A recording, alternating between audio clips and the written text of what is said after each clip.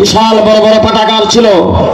ওই সমস্ত পাঠাগারের বই পুস্তক কিতাবারি দিয়ে ইংল্যান্ডের রাস্তা বানানো হয়েছে সাগরের উপর দিয়ে।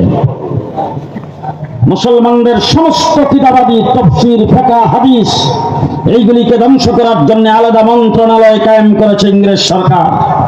55 বৎসরের সমস্ত মুসলমানদের এক কপি কাগজপত্র রাখেন, সব শেষ করে দিয়েছেন। স্পেনের জামিয়ে কুর্তুবা, আল্লামা কুর্তুবী রাহমাতুল্লাহ আলাইহি যেখানে জন্মগ্রহণ করেছেন, আমার বাইতুল মুকাররমের কয়েকটার সমান হবে। সেই মসজিদে আমি বারবার গিয়েছি। গোটা মসজিদটার চতুর্দিকে এখনো লেখা আছে লা গালিবা ইল্লাল্লাহ। পৃথিবী বিখ্যাত কারুকার্যে সাজানো মসজিদ, বর্তমানে সেটা মিউজিয়াম আকারে মূর্তি দিয়ে সাজানো আছে। স্পেন থেকে সমস্ত মসজিদ বিদায়, মুসলমান বিদায়।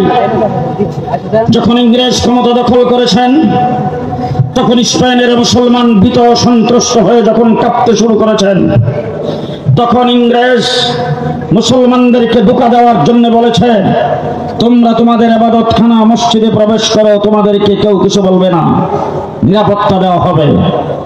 সাগরের মধ্যে আমাদের স্টিমারগুলি রাখা আছে, স্টিমারে যাইয়া তোমরা আশ্রয় গ্রহণ করো, নিরাপদ রইলি আল্লাহ